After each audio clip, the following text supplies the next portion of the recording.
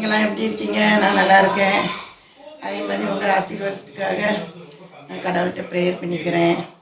Okay friends, இன்றைக்கி நான் என்ன வைக்க போகிறேன்னா மீல் மேக்கர் கிரேவி வைக்க போகிறேன். அதுக்கு வந்து ஒரு 2 கை இந்த இதில் இது நிறையா அளவு எடுத்துருக்கேன். ஓகேங்களா? எடுத்து அதை வந்து நல்லா கழுவிட்டு அப்புறம் வந்து வெந்நீரில் போட்டு கொதிக்க வச்சு, ரொம்ப கொதிக்க வைக்கக்கூடாது. வெந்நீரில் போட்டு ஒரு 2 செகண்ட் விட்டுட்டு நல்லா வடிகட்டி அப்புறம் அதை நல்லா தண்ணியில் அலசி புழிஞ்சு இவ்வளோ எடுத்து வச்சுருக்கேன். பாருங்கள், எடுத்து வச்சுருக்கேன்.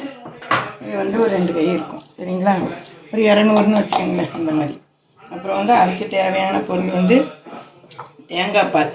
ஒரு தேங்காயில் வந்து இப்படி பார்த்தீங்கன்னா ஒரு அரை முறி தான். இந்த அரை முறியில் இவ்வளோ தான் இதுக்கு எடுத்தேன் நான் தேங்காய் பால். ஓகேங்களா? இப்படி எடுத்துக்கோங்க. இதுக்கு ரொம்ப தேவையில்லை. இவ்வளோ தேங்காய் பால் எடுத்துருக்கேன். அப்புறம் வந்து 2 தக்காளியை வந்து கட் பண்ணி இந்த பல்ஸில் போடுவோம் பார்த்தீங்களா, அந்த மாதிரி பேக்கில் போட்டு எடுத்துருக்கேன். ரொம்ப நைஸாக இருக்கக்கூடாது. அதே மாதிரி வெங்காயமும் அதே மாதிரி 2 பல்லாரி எடுத்து அதையும் பல்ஸ் முள்ளில் போட்டு எடுத்து வச்சுருக்கேன். இந்த டேபிள் ஸ்பூனுக்கு 1 ஸ்பூன் இஞ்சி பூண்டு பேஸ்ட்டு. அப்புறம் வந்து கொஞ்சோள பட்டை, 2 கிராம்பு, இதுக்கு வந்து 1 டீஸ்பூன் சோம்பு. இதுதான் இதுக்கு பார்த்துக்கோங்க. இதுக்கு கடுகுலாம் தேவை கிடையாது. அப்புறம் தாளிக்கு கருவேப்பிலை. அப்புறம் வந்து பார்த்திங்கன்னா கொஞ்சம் மஞ்சத்தூள் ஒரு அரை டீஸ்பூன். அப்புறம் வந்து ஒரு அரை teaspoon garam masala, Kashmir chilli 1 teaspoon. அப்புறம் அந்த ரெட் சில்லி இருக்குது பார்த்திங்களா, நம்ம சாதாரணமாக, அது வந்து மிளகாத்தூள் வந்து இதுக்கு ஒரு டீஸ்பூன். அப்புறம் இந்த டேபிள் ஸ்பூனுக்கு வந்து இதுக்கு காரம் இது வந்து நார்மலாக போதும். இதெல்லாம் சேர்க்கும்போது இதுக்கு 1 டேபிள் ஸ்பூன் குழம்பு மிளகாத்தூள் எடுத்துருக்கேன் பார்த்துக்கோங்க. அதில் எல்லா வாசனையும் வந்துடும். அப்புறம் மட்டன் மசாலா, அதுலேயும் காரம் இருக்கும் பார்த்திங்களா, அந்த மட்டன் வாசத்துக்காக இதுக்கு 1 டேபிள் ஸ்பூன் மட்டன் மசாலா எடுத்துருக்கேன். அப்புறம் ஆயில் வந்து எடுத்துருக்கேன். நம்ம வந்து ஆயில் ஊற்றி எப்படி பண்ணுறேங்கிறத நான் உங்களுக்கு காமிக்கிறேன். சரிங்களா? ஓகே, பண்ணுவோம்.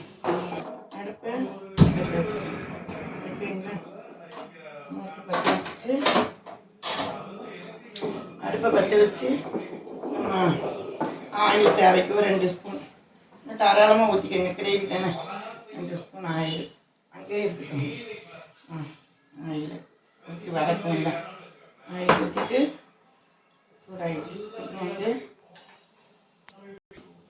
அடுப்பை சிம்மில் வச்சுட்டு இந்த பட்டை கிராம்பு சோம்பு அதை போட்டுருவோம் பார்த்தீங்களா. அதை போட்டு அது பொரியுது. அப்புறம் வந்து நம்ம கருவேப்பிலையை போட்டுடலாம். கருவேப்பிலையை போட்டுட்டு அப்புறம் வந்து இஞ்சி பூண்டு பேஸ்ட் எடுத்து பார்த்தீங்களா, அந்த இஞ்சி பூண்டு பேஸ்ட் நல்லா அடுப்பை சிம்மில் வச்சுக்கோங்க. ஓகேங்களா? வச்சுட்டு நல்லா வச்சு கொண்டு வந்து நல்லா எண்ணெய் கொதிஞ்சிடும் பார்த்தீங்களா. அப்போ வந்து நம்ம எடுத்து வச்ச பாருங்கள் வெங்காயம், அந்த வெங்காயத்தை போட்டு வெங்காயத்தையும் இப்படி போட்டு நல்லா கிண்டணும்.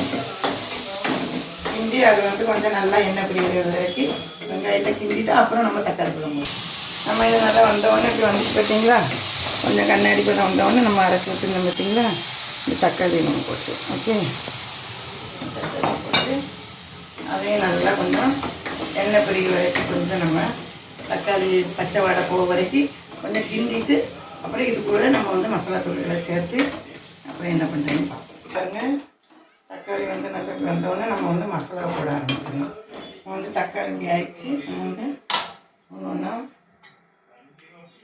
மஞ்சத்தூள் வச்சுருந்தோம் பார்த்தீங்களா, மஞ்சத்தூள் அடுப்பை வந்து சிம்மில் வச்சுக்கோங்க. மஞ்சத்தூள், அப்புறம் வந்து அந்த மிளகாத்தூள் சில்லி பவுடர், அந்த சில்லி கொஞ்சம் காரத்துக்கு தான்.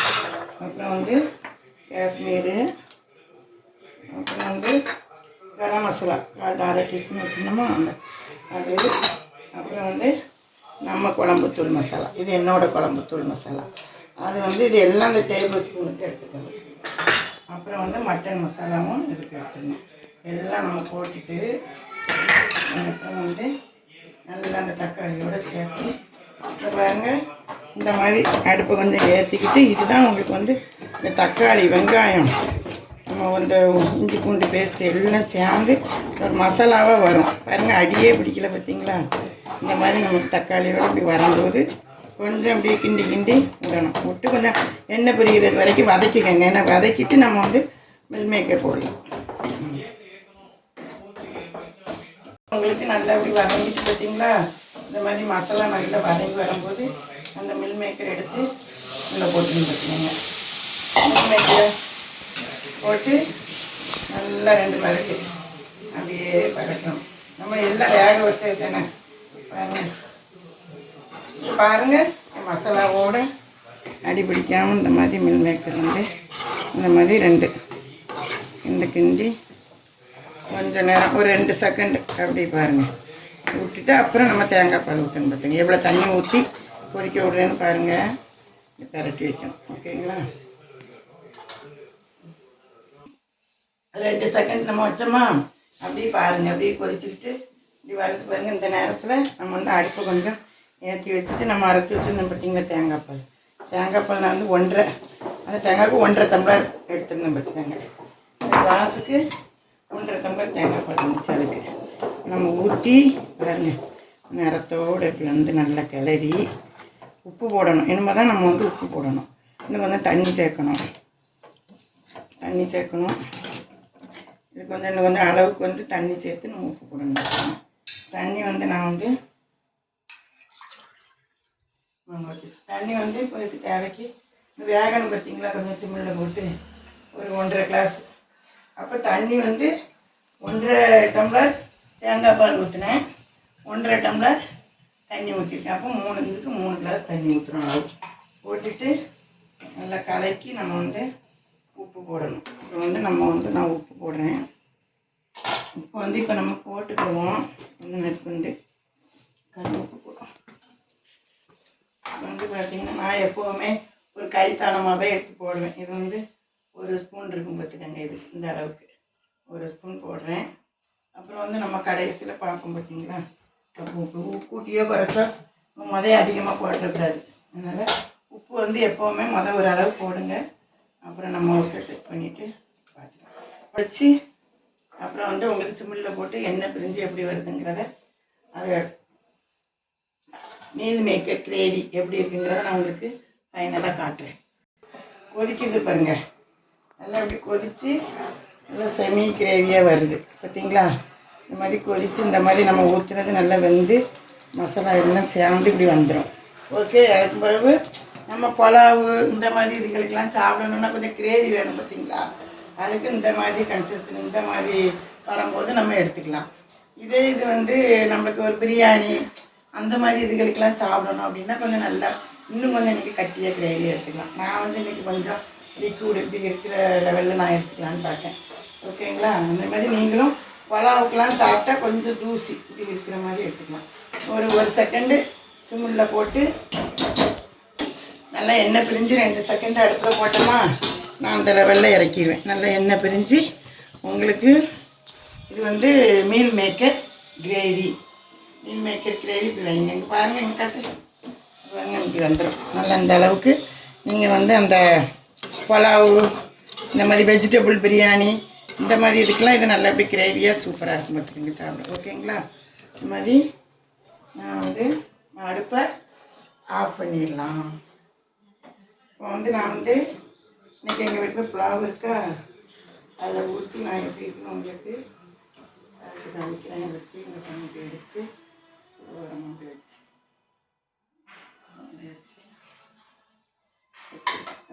ஓகே.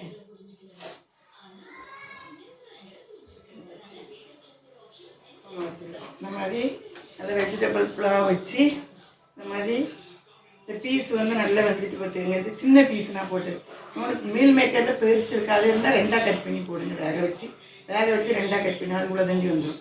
நான் இந்த சின்னது இருக்கும் பார்த்தீங்களா, அது எப்படி இருக்குன்னு சாப்பிட்டு பார்ப்போம். நல்லா இதோட மேட்ச் பண்ணி நல்லா மிக்ஸ் பண்ணி அந்த இதோடு வச்சு மீல் மேக்கரையும் பாருங்கள் இப்படி எடுத்து பாருங்கள் காட்டு இப்படி வச்சு இதோடு வச்சு சாப்பிட்ற பாருங்கள் எப்படி இருக்குன்னு.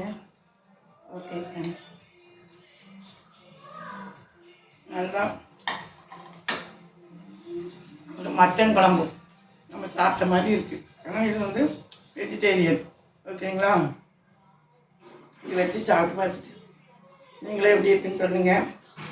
ஒரு தடவை நீங்களும் வைங்க, வச்சு பார்த்துட்டு கமெண்ட் பாக்ஸில் மீல் மேக்கர் கிரேவியை பற்றி